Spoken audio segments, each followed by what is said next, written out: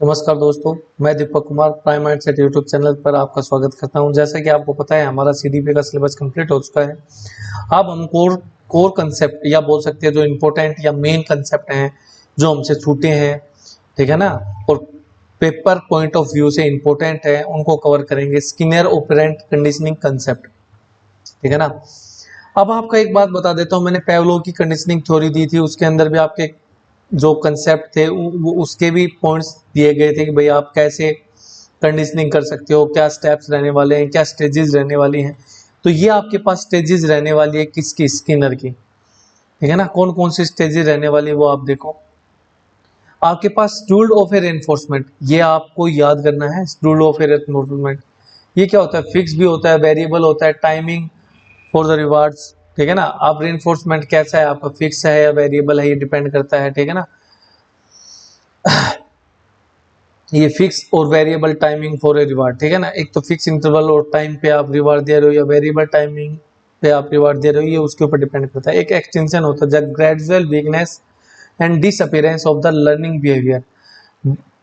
Extension का मतलब होता है धीरे धीरे, भाई आप कोई नई चीज सीख रहे हो तो आपकी जो पहली चीज के अंदर जो ग्रेजुअल वीकनेस या धीरे धीरे उसका हल्कापन होना, भाई धुंधला होना। अब आपने जो मैंने पहला बताया था, मैं आपको पहला ही नाम पूछ लूं, साइकोलॉजी शब्द किसके द्वारा दिया गया, तो आप बता दोगे कि अपना पहला चैप्टर की पहली जो कंसेप्ट है वो यही है। साइकोलॉजी शब्द किसके द्वारा दिया गया, रुडोल्फ बोकल के द्वारा, ठीक है ना। आप वो नहीं बता पा रहे, क्यों? आपने जो जो आगे बढ़ते गए पीछे का हल्का हल्का आप भूलते गए। तो ये क्या होता है कि जब हम आगे की चीजें पढ़ते हैं तो ग्रेजुअल वीकनेस होती है, वो धीरे धीरे हम भूलने लगते हैं। तभी तो कहते हैं कि भाई बीच में एक दिन संडे आता है, उसको आपको क्या करना चाहिए, रिवाइज करना चाहिए, है ना। उसके बाद बात करें शेपिंग के ऊपर, तो reinforcement, successive approximation and desired behaviour, ठीक है ना। तो शेपिंग क्या करता है, रीइंफोर्समेंट क्या करता है, आपको डिजायर्ड बिहेवियर तक ले जाने में क्या करता है, हेल्प करता है। ये आपको पता भी होगा। आपके पास रीइंफोर्समेंट पॉजिटिव हो नेगेटिव, वो आपके बिहेवियर को क्या करता है, इंकरेज ही करता है। तो ये आपका डिजायर्ड बिहेवियर को पाने में क्या करेगा, मदद करेगा।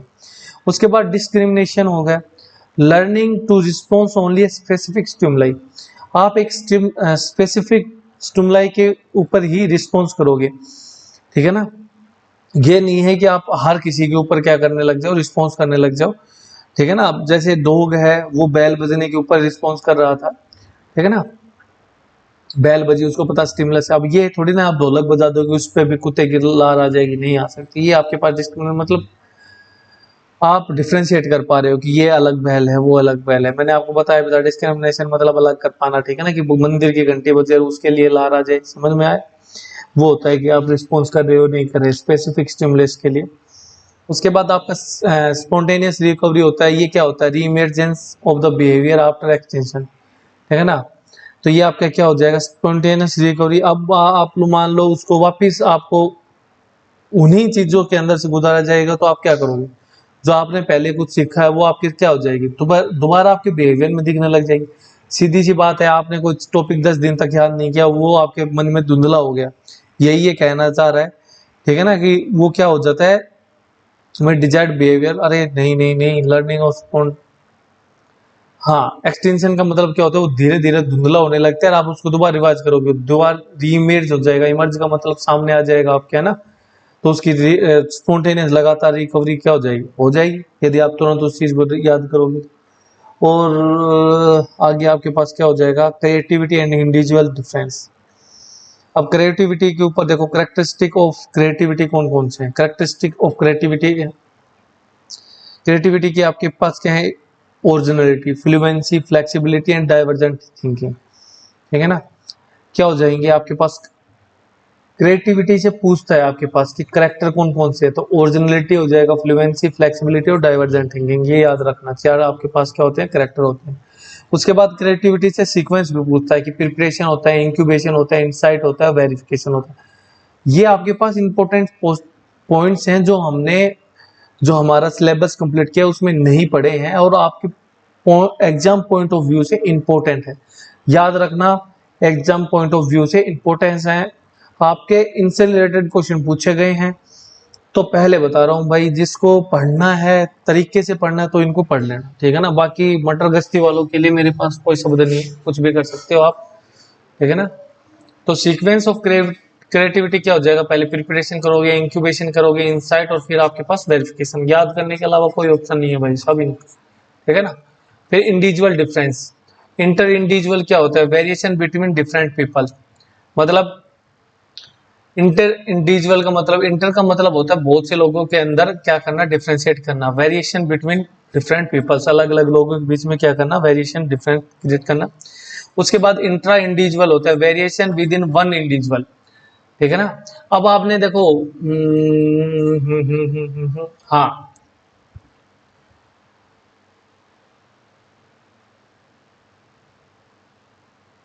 मल्टीपल इंटेलिजेंस पढ़ा है आपने, हॉवर्ड गार्डनर के द्वारा दिया गया। उसमें आपने इंटर और इंट्रा पढ़ा होगा, ठीक है ना। इंटर का मतलब दो लोगों से बातचीत, दो या दो से अधिक लोगों से बात करना। इंट्रा का मतलब होता है खुद से बात करना, इंडिविजुअल से, ठीक है ना। तो ये क्या होता है कि इंटर इंडिविजुअल का मतलब होता है वेरिएशन, मतलब चेंजेस का आना बिटवीन डिफरेंट पीपल, अलग अलग लोगों के अंदर डिफरेंस का होना। Intra individual, variation with in one individual, एक के अंदर ही उनका क्या होना, डिफरेंस का होना, वो आपके पास इंटर इंडिविजुअल हो जाएगा, ठीक है ना। उसके बाद जो आपका एक आपने कैटल कल्चर फ्री टेस्ट पढ़ा था।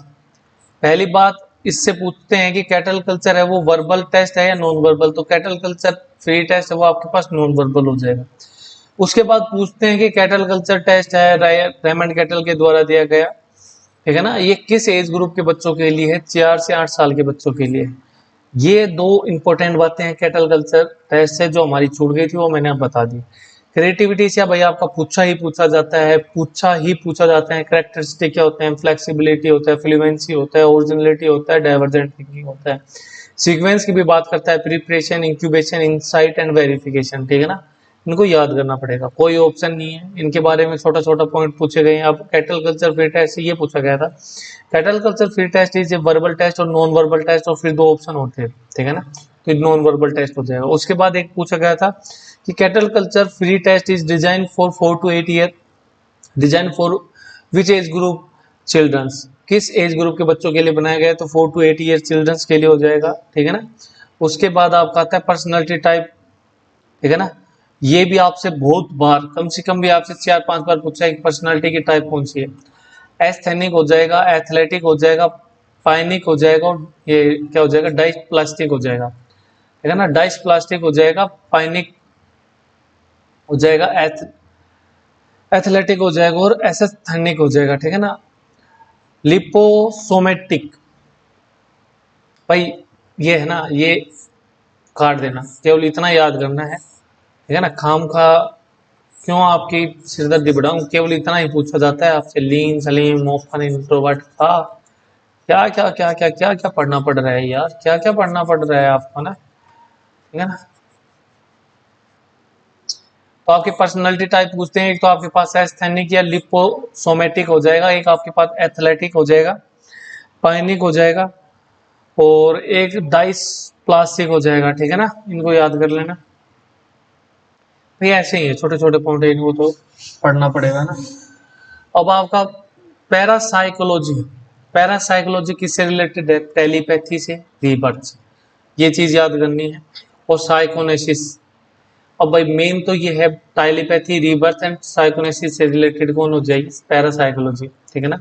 Development psychology, mental and behavioural changes आते हैं, ठीक है ना, आदमी के अंदर, वो क्या हो जाएगी आपके पास, डेवलपमेंटल साइकोलॉजी हो जाएगी, ठीक है ना। और ये कंसेप्शन आपका क्या चलता है, वॉन टू टॉम, मतलब गर्भ से मौत तक, ठीक है ना। टॉम का मतलब होता है आपका जो पढ़ा के गाइड दिया जाए आपको, वो, ठीक है ना। उसके बाद साइकोलॉजिकल साइकोलॉजी क्या हो जाएगी आपके पास, साइकोलॉजिकल साइकोलॉजी आपके पास होती है scientific study of how the body and brain functions together, ठीक है ना। ये पूछी जाती है ब्रांच ऑफ साइकोलॉजी, ठीक है ना। पैरासाइकोलॉजी टेलीपैथी, रीबर्थ एंड साइकोनेसिस से रिलेटेड है। Development psychology mental and behavioural changes से रिलेटेड है। उसके बाद साइकोलॉजिकल साइकोलॉजी क्या हो जाएगी, अब साइकोलॉजिकल साइकोलॉजी ये body and brain function together influence behaviour, आपकी बॉडी, आपका दिमाग क्या करता है, फंक्शन करते हैं एक साथ, आपकी बॉडी और ब्रेन क्या करते हैं, फंक्शन करते हैं एक साथ टू इन्फ्लुएंस द बिहेवियर। किसको इन्फ्लुएंस करने के लिए, अपने बिहेवियर को चेंज करने के लिए, ठीक है ना। एक आपके पास क्या होता है, क्लिनिकल साइकोलॉजी। क्लिनिकल का मतलब क्या होगा, क्लिनिक क्यों जाते हो आप, डायग्नोस कराने के लिए आपकी बीमारी को, तो ये भी डायग्नोस करता है। Diagnosis and treatment for a mental illness and behavioural disorder. यदि आपको मेंटल इलनेस है और बिहेवियरल डिसऑर्डर है, उसको डायग्नोस करने के लिए, उसका ट्रीटमेंट करवाने के लिए आप जिसकी स्टडी करते हो या उनके ऊपर जब फोकस करते हो, तो आपके पास क्लिनिकल साइकोलॉजी हो जाएगा, ठीक है ना। उसके बाद आपके पास आता है ह्यूमनिस्टिक साइकोलॉजी, ठीक है ना। तो ह्यूमनिस्टिक साइकोलॉजी आपके पास क्या हो जाएगी, कार्ल रोजर, ह्यूमनिस्टिक पढ़ा होगा ना, कार्ल रोजर और मैस्लो, ठीक है ना। मैस्लो ने क्या दिया, मैस्लो इसके क्या है, स्पिरिचुअल फादर है। फाउंडर कौन हो जाएंगे, कार्ल रोजर हो जाएंगे। अरे यार पढ़ लो, ठीक है ना, पढ़ाया हुआ है ह्यूमनिस्टिक साइकोलॉजी, समझ में आया। और अभी जो बता रहा हूँ ना, वो देख लो कि भाई ह्यूमनिस्टिक साइकोलॉजी के अंदर क्या आता है, एम्फसाइज ऑन पर्सनल डेवलपमेंट। जो ह्यूमनिस्टिक साइकोलॉजी है वो क्या करती है कि पर्सनल डेवलपमेंट के ऊपर या पर्सनल ग्रोथ के ऊपर फोकस करती है, सेल्फ एक्चुअलाइजेशन के ऊपर और ह्यूमन पोटेंशियल के ऊपर क्या करती है, फोकस करती है। तो ये याद ही करने पड़ेंगे कि पर्सनल ग्रोथ, सेल्फ एक्चुअलाइजेशन और ह्यूमन पोटेंशियल के ऊपर फोकस करते हैं, वो आपके पास क्या हो जाएंगे, ह्यूमनिस्टिक साइकोलॉजी हो जाएगी। उसके बाद आपके पास क्या हो जाएगी, कोग्निटिव साइकोलॉजी हो जाएगी। The scientific study of mental process including perception, language, memory, problem solving and discussion making, ठीक है ना। आपके पास क्या हो जाएगा, the scientific study of mental process, ठीक है ना। कोग्निटिव साइकोलॉजी क्या होती है, किसकी स्टडी को बोलोगे, the scientific study of mental process. आपके दिमाग की जो स्टडी करोगे, इंक्लूडिंग परसेप्शन, लैंग्वेज। केवल इतना ही याद रखना है, किसकी स्टडी, मेंटल प्रोसेस, दिमाग की जो अध्ययन करोगे उसको कोग्निटिव, संज्ञानात्मक, ठीक है ना, साइकोलॉजी कहोगे उसको, ठीक है। अब नॉर्मल साइकोलॉजी, जो अब नॉर्मल का मतलब यूजुअल, उसका जो बिहेवियर है वो अनयूजुअल है, तो investigation of unusual patterns of behaviour, emotions and thoughts. मान लीजिए जिसके थॉट्स अनयूजुअल हैं, इमोशन अनयूजुअल हैं या बिहेवियर अनयूजुअल है, उनको आप क्या बोलोगे अब नॉर्मल साइकोलॉजी, ठीक है ना। उसके बाद हम बात करते हैं टाइप ऑफ थिंकिंग मेथड, ठीक है ना। तो आपके पास जो रियलिस्टिक थिंकिंग होती है वो आपके पास 4 प्रकार की होती है, भाई ये पूछा गया है। रियलिस्टिक थिंकिंग है, कन्वर्जेंट होगी, क्रिएटिव होगी, इवैल्यूएटिव होगी और ये ओस्थेटिक हो जाएगी, है ना। तो ये चीजें को याद कर लेना, केवल इतना ही पूछा गया था कि टाइप ऑफ थिंकिंग, ठीक है ना, मेथड टू स्टडी। तो रियलिस्टिक थिंकिंग है वो कन्वर्जेंट हो जाएगी, कोग्निटिव हो, क्रिएटिव हो जाए, हाँ आपकी जो रियलिस्टिक थिंकिंग है वो क्या हो जाएगी, कॉन्ग्रुएंट हो जाएंगी, क्रिएटिव हो जाएगी, इवैल्यूएटिव हो जाएगी, ओस्थेटिक हो जाएगी, ठीक है ना। आगे बात करें हम की ऑफ स्टडी बिहेवियर। तो किसी का भी बिहेवियर स्टडी करना है तो भाई ये पहले भी हम पढ़ चुके हैं। ऑब्जर्व करोगे, एक्सपेरिमेंटेशन, उसका केस स्टडी करोगे, सर्वे करोगे, उसके ऊपर इंट्रोस्पेक्शन करोगे। इंट्रोस्पेक्शन किसके द्वारा दिया गया बताओ। अब ये शब्द भी आपके पास आ चुका है, इंट्रोस्पेक्शन टिचनर के द्वारा गया। अब ये बात भाई मैं कैसे बता सकता हूँ ना, कि पढ़ोगे तो आप TITCHNER, ठीक है ना, टिचनर के द्वारा दिया गया इंट्रोस्पेक्शन। क्लिनिकल केस हिस्ट्री, भाई उसकी पहले केस हिस्ट्री का मतलब पीछे की हिस्ट्री को देखोगे, कैसा था, क्या है क्या नहीं। जेनेटिक मेथड, उसके पूर्वजों के बारे में जानोगे। टेस्टिंग मेथड, उसको टेस्ट करके पता लगा सकते हो, सर्वे कर सकते हो। Case study, experimentation, observation, common चीजें आप किसी के बिहेवियर को कैसे ऑब्जर्व कर सकते हो, ठीक है ना। उसके बाद आता है भाई, है ना, ये आपका इंपॉर्टेंट है नहीं, बाकी आपके PDF में दे दिया है, जिसको पढ़ना है वो थोड़ा सा देख सकता है, ठीक है ना। कैरेक्टरिस्टिक ऑफ सेंटिमेंट, ठीक है ना, एक बार बता देता हूँ। सेंटिमेंट नेचर क्या होता है, sentiment are acquired emotional decomposition, ठीक है ना। जो आपकी जो सेंटिमेंट क्या होती है, आपकी भावनाएं होती है ना, उन्हीं से रिलेटेड है, ठीक है ना। अब इसके की कॉन्सेप्ट कैरेक्टरिस्टिक क्या है, ये subjectively highly personal and individual. उसके बाद axiology, dimension involve value and aesthetics, motivational culture influences the why behind over actions, acquisition हो जाएगा, ड्यूरेशन हो जाएगा, ठीक है ना। इसको एक बार पढ़ लेना, कोई इतना इंपॉर्टेंट है नहीं, ठीक है ना। अब आप पढ़ोगे advance thinking process. Advance thinking process आपके पास सबसे पहला आता है रिफ्लेक्टिव थिंकिंग। तो रिफ्लेक्टिव थिंकिंग आपके पास क्या होती है, एक हाई लेवल प्रोसेस होती है जो इन्वॉल्व करती है डीप डीप थॉट, ठीक है, गहन थॉट प्रोसेस को एंड कॉम्प्लेक्स प्रॉब्लम सॉल्विंग, ठीक है ना।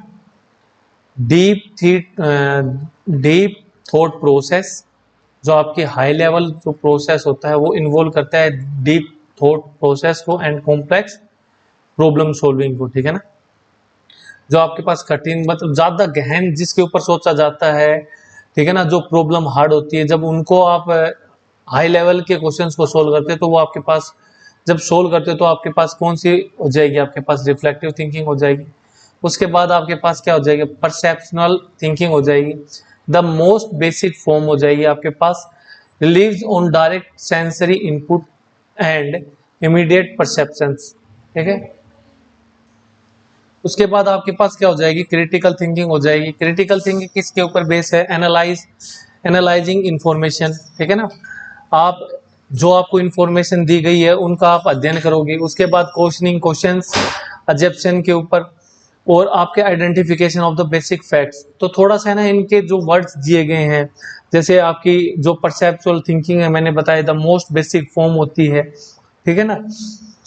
Relies on the direct sensory input, जो आपकी डायरेक्ट सेंसरीज कौन सी है आपके, क्या होगी, नोज होगी, ईयर होगी, आईज होगी एंड द इमीडिएट परसेप्शन, जो आपके सेंसेस जो डायरेक्ट सेंस करते हैं और तुरंत उसके ऊपर जो परसेप्शन मतलब उसके ऊपर टिप्पणी करते हैं वो आपके पास क्या हो जाएगा, परसेप्चुअल थिंकिंग हो जाएगा। दूसरा आपके पास क्रिटिकल थिंकिंग हो जाएगा। उसके बाद आपके पास क्रिएटिव थिंकिंग है। क्रिएटिव थिंकिंग क्या हो जाएगा, फोकस करती है किसके ऊपर, generating the original and novel useful ideas of the products.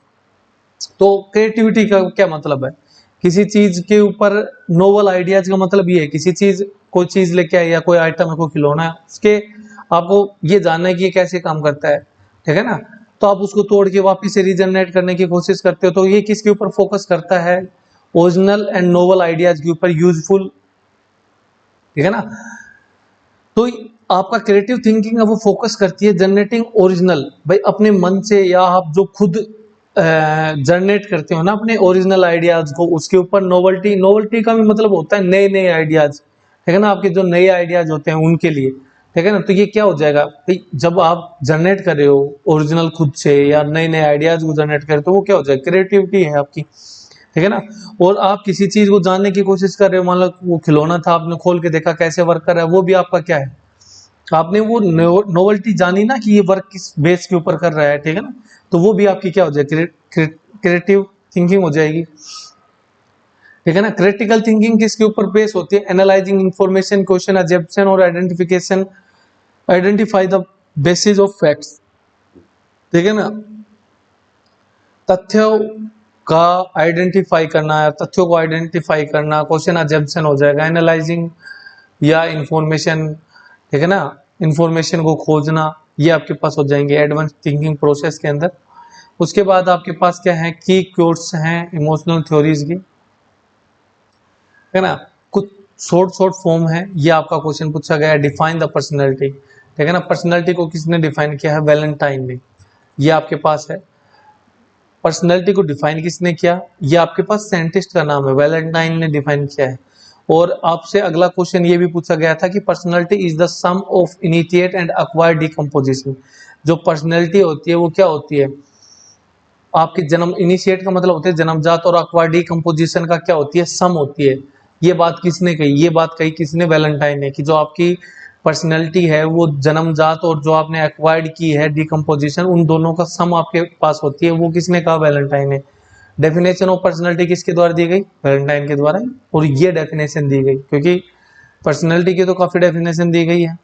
उसके बाद development milestone, girls generally surpass boys physically during the adolescence, ठीक है ना।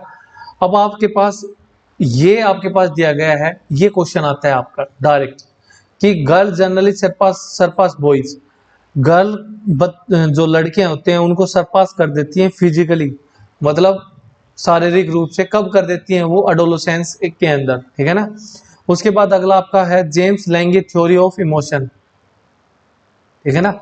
तो उसकी आपको सीक्वेंस पूछा गया है कि body change, expression and mental stages. ये क्वेश्चन आपसे पूछा गया था, जेम्स लैंगे थ्योरी के अंदर है, जेम्स लैंगे थ्योरी ऑफ इमोशन, ठीक है ना। उसके जेम्स लैंगे थ्योरी ऑफ इमोशन के अंदर जो सीक्वेंस है वो आपके पास क्या हो जाएगा, बॉडी चेंज होगी, एक्सप्रेशन के अंदर चेंज होएगा और मेंटल स्टेट के अंदर फिर क्या हो जाएगा, चेंज हो जाएगा। उसके बाद डेफिनेशन ऑफ इंटेलिजेंस, ये आपके पास डेफिनेशन ये कोर्स के अंदर दी जाती है कि एक इंडिविजुअल है इज इंटेलिजेंट है in proportion as he is able to carry abstract reasoning. आप किसी भी इंडिविजुअल को इंटेलिजेंट बोल सकते हो कब, जब वो एबल है एब्स्ट्रैक्ट रीजनिंग के को सोल्व करने में, ठीक है ना। तो ये बात किसके द्वारा कही गई, ये बोली गई तो टर्मैन के द्वारा, टर्मन के द्वारा, ठीक है ना, टर्मैन हो गया, टर्मैन के द्वारा बोली गई, ठीक है। बस आज के लिए इतना ही, कल करेंगे इसके आगे, ठीक है, कल यहां से देखेंगे, फिर आपका क्या हो जाएगा खत्म, ठीक है ना।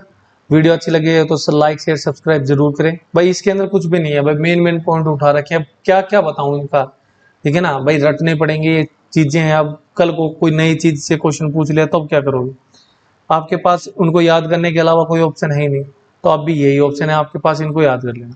ये पॉइंट्स होते हैं। अब ये क्वेश्चन आए गए हैं तो भाई आपके ऊपर है, आपका माइंडसेट क्या कहता है, आपको याद करने हैं तो करो, नहीं करने हैं तो मत करो। बाकी मैंने बता दिया प्रीवियस ईयर में ये क्वेश्चन पूछे गए हैं, तो आपके ऊपर डिपेंड करता है। ये वीडियो अच्छी लगी है तो लाइक शेयर सब्सक्राइब जरूर करें, ठीक है। जय महाकाल, जय श्री राम, धन्यवाद दोस्तों।